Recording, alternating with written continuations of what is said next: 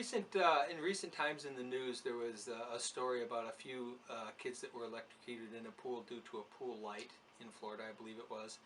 And the question has come in, well, what do I do if I have a pool light?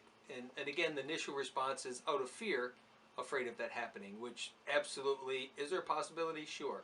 But here's what you need to do. A really simple thing.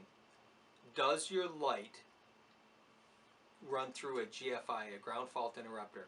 The code requires that a pool light, which is a contained vessel underwater that has electricity to it, it's all sealed in epoxy and nothing should ever happen.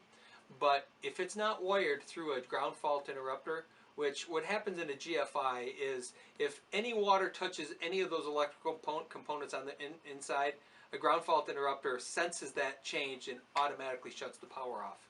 If you have a light that's just, a lot of homeowners have tried it where they've just kind of rigged up cords and plugged them in and those types of things, that's a bad idea. But if it's running through a GFI, there's no reason that you shouldn't be safe. Now, if you have a question about the GFI, have that tested.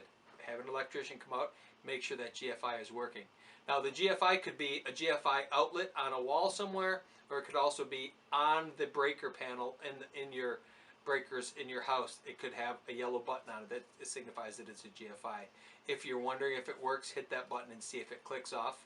Or if it runs through a wall GFI, hit the test button and see if it shuts off. What are you doing?